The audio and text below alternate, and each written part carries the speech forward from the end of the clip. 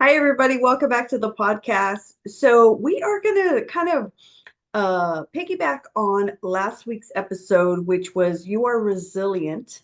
I'm just going to talk a little bit more about that, but I'm actually going to talk about increasing our emotional capacity. I know, fancy words, but I want us to be emotionally strong, right? And I think I have the perfect story. I was just thinking and asking God, like, help me to be able to illustrate this in the way that I really felt there was a lot of downloads with this particular topic, and I really just wanted to illustrate it. So I have a story to share with you. When I first started, many of you may or may not know, but I actually worked full time in ministry for over 7 years. I actually was my pastor's right hand, his executive assistant. Would oversee volunteers in the different ministries of our church. We had two campuses. At one point, we were at like over 1,800 people between the two campuses. We had many, many services and even midweek services. And so, any kind of special project, that's what I was actually put in charge of, right? And so I didn't do it alone, right? We had a staff, and obviously we had amazing volunteers, right? There's no way that I could have done everything that we did at our church without the staff that was there supporting as well as volunteers. So when I first started, this is a really interesting story, and this is how just God orchestrates things, and sometimes God opens up doors that you're just like not even sure of. You're like, really, God? And at the time when I got the call from my pastor, I was actually working in hotel sales at a local hotel, and honestly, I hated the job. I was there for about a year and a half, and I just was believing and praying and asking God to open up another door and another opportunity. And it didn't happen overnight, right? During that time, I grew so much in my faith because I was being challenged in ways that honestly, I just didn't really see myself being challenged. It was a very high paced, fast paced environment. And it was a lot to take in, right? I'm thankful for the coworker that I had that really helped me through that. So it just seemed like one day out of the blue, my pastor calls and leaves me a message on my voicemail and asks me to return the call. And so we played phone tag for a little bit, but eventually we were able to talk. And basically, what he said was, Christina, I am looking for somebody with your qualifications to come and be a part of our staff. I need somebody who actually can put some things together, administrative skills that can lead, and can oversee our volunteers. And and at first, honestly, I just thought, I didn't even think that my pastor actually knew my name, let alone like knew who I was. I wasn't involved in a whole lot of ministries at our church. The only ministry that I was actually a part of and a very faithful volunteer was with our youth.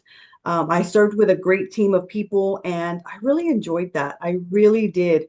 And we really built a bond not only with the kids that we were serving, but just the team that I was serving alongside. So, long story short, I actually, went in for some interviews. I got hired on, and mind you, I didn't have ministry experience, right? But I did have leadership experience. I did have the experience of working for a nonprofit, actually leading teams, very high in administrative skills. I mean, that's just my gifting, right, from God. And so when I first got started, it was all new to me, right? And so Sundays was my long day because I normally was at the church by 8 o'clock in the morning, and probably was not done till about 1:30 or 2 o'clock in the afternoon. And at that time, we were having Sunday night service. So I actually went back for Sunday night service. So I kind of had a split day on a Sunday, right? And I was just getting started, getting to know the people. My pastor encouraged me to go around, introduce myself to the volunteers. I knew some people, but a lot of people were very new to me. And I just remember this one particular incident, right? As I'm making myself, I'm just observing, right? I'm not trying to tell people what to do, but I'm actually observing just to see the flow of how our Sunday services are flowing, how our volunteers are flowing. I mean, things were already established, and so I'm coming into something that I'm just like, okay, I'm just trying to see how can we improve, what's working, what's not working. Just just trying to get a feel for everything. Well, I remember going to excuse me, to our information desk area. And I remember being there and I'm observing, and there were two ladies that were there, right? And honestly, I didn't know either one of them. And so I just went up to them, introduced myself, and let them know who I was and that I was recently, on staff and that I was just there to observe, right? And so one lady, very I mean, she didn't hide it. She didn't like try to like whisper it, but basically said loud enough so I could hear as she walked away. Who does she think she is? Why did they hire her? I mean, I've been volunteering for a long time. I don't know why they hired her. And she's saying all of this while she's walking away. And I'm hearing, I'm right there. I'm present. She knew that I was right there. And so the second lady was there. And, I just held my composure. I mean, what can you do and what can you say? I'm sure you could say I could have said a lot of things, but I chose not to. And the other lady quickly assured me, she said, Christina, don't worry about it. And by the way, my name is so and so. Welcome. I'm glad you're here. And I look forward to, working with you and, all the nice things, right? I mean, she was super nice. And I was just like, okay, that was really interesting, right? And so a couple of weeks when had gone by, and my pastor asked me, "Hey, so how's it going? Do you feel like you're getting a feel for everything? Are you getting to meet some of the ministry leaders and so on and so forth? What's working? What's not working? Just give me some feedback, right?" I couldn't pass up the opportunity to say, "Oh, well, I did have something interesting happen." And he said, "Oh, yeah, well, tell me about it." So I mentioned it to him, and he said, "Hmm." And I said, "Yeah, I honestly didn't expect that." And I'll never forget what he said. And I live to this day. He said, Christina, people are people. And it doesn't matter if they're in church, people are people. And I thought to myself, I don't really know what that means. Okay. And as time went on, staff meetings went on, you get to know all kinds of people, different personalities. I mean, you name it, I dealt with all kinds of people, not only just people coming into our church, but I'm talking about working with people side by side, ministry leaders, volunteers. You're talking about a whole lot of different personalities, right? Different dynamics. And slowly but surely, I started to realize what he meant by people are people. And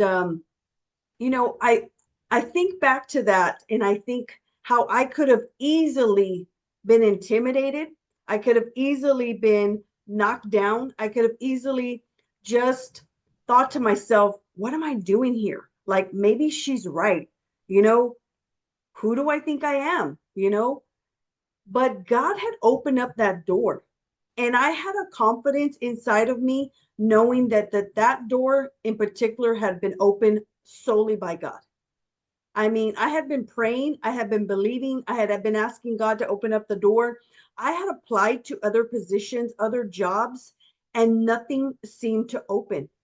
And then, like I said, and again, it wasn't overnight, but it just seemed like out of the blue, my pastor calls me and offers me this job. And I'm just thinking to myself, okay, you know? And so if I would have let those thoughts, my feelings get in the way of thinking I'm not qualified, who do I think I am? People are not going to like me here. It could have knocked down my confidence. And I knew that God had opened up the door. And I knew that my pastor, even though he was getting to know me as a person, had the confidence that I could do the job that he hired me for. Right. And so I had to be really mindful of that and just think about I am here to serve the Lord, and I'm here to serve the people of the church and my pastors. Like I had to have a greater vision. And sometimes when you're put in a position, you're putting your faith out there, you open up a business, you want to write the book, you want to start the podcast, whatever it is that you want to do. Sometimes, guess what? People are not going to understand you. I heard on a podcast, and I really wish I could just remember which podcast it was, but it was in the sense of when you put yourself out there, and I'm going to say this in the sense of you putting yourself out there in your faith and you're being bold. You let people know you love Jesus. You let people know you love the Lord. You go to church. All of the things, right? People are going to misunderstand you. They just are. And we cannot live by the opinions of other people. And I'm going to tell you that I've shared with this many times on the podcast. I was a former people pleaser. So this right here, I have personally walked out. And it reminds me of Proverbs 29 and 25. I'm going to read it to you out of the NIV, which is, it says, fear of man will prove to be a snare, but whoever trusts in the Lord is kept safe. That's the NIV. Now, the Passion Translation says, hold on, let me get it for you. It says, fear and intimidation is a trap that holds you back. But when you place your confidence in the Lord, you will be seated in the high place. That's the Passion Translation. So, my friends, if I would have let those words of what that lady said to me just get down deep in my spirit, it could have easily broke me down. It could have easily broken my spirit. It could have caused me to back down, to shrink, and just think, well, what am I really doing here? Am I qualified? All of the thoughts start to go in your mind, right? And so I want to remind you that people are going to say things like my pastor says, people are people. We cannot control what people say. However, what you can control is how you react to whatever it is that people do and to say. That is what you have control of. I'm going to say that again. You have no control of what people say or do. That is out of your control. However, you do have control of how you react, right? And what you think about whatever it is that is being said. So we have to increase our emotional capacity to kind of build like a stronger shell, right? Kind of reminds me of a turtle shell. That's the illustration that I want to give you. And so we actually have to have that shell, not to be hard, right? Not to be like that we don't that we're not sensitive to things, but when people say things to us or they react in a certain way or they don't react a way that you thought, you're not easily offended. You're not easily like sensitive, right? And so I've had to shift my mindset because there was a period of time where, there were certain people that were getting together, they were going out to eat. I wasn't invited, I wasn't included, no one thought to say, hey, Christina, do you want to join us? And I quickly learned that, you know what? It's not even about that. Like, I'm not going to be living my life thinking, well, why wasn't I included? Why didn't they invite me? Or whatever the case may be, right?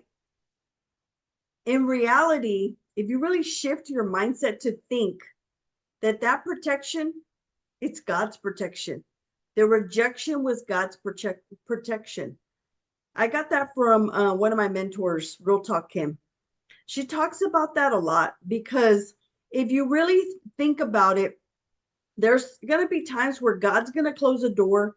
There's going to be opportunities that just do not come forth. Maybe you're believing for a job promotion, all the things seem to be going right.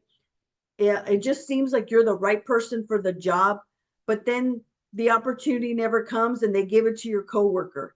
How are you going to react to that, right? And I'm not saying that any of this is easy, but I am saying that when someone does you wrong, or things don't go your way, you're not included, let's see if we can try to change the way that we react to that, right? And so there's another side story that I just want to tell that's very true to what goes on in my everyday life, right? So you guys know that, or hopefully, and I'll put it in the show notes. I actually have a text community, right? I really enjoy pouring into the people that are on my text list, and I send a faith text every single day, Monday through Friday, and I encourage the people with the Word of God, right? It's that simple. And so there have been times where people have sent me a text back and say, "Can you remove me from this text message list?" And I'm going to tell you that the very first time that that really happened to me, because I was so gung ho, so excited, that I was like, man, like, I wonder what I said. Or maybe that message just I didn't word things right. And you start to like second guess everything in your mind, right? You start thinking, what is it that I said? Maybe I offended them, whatever the case may be.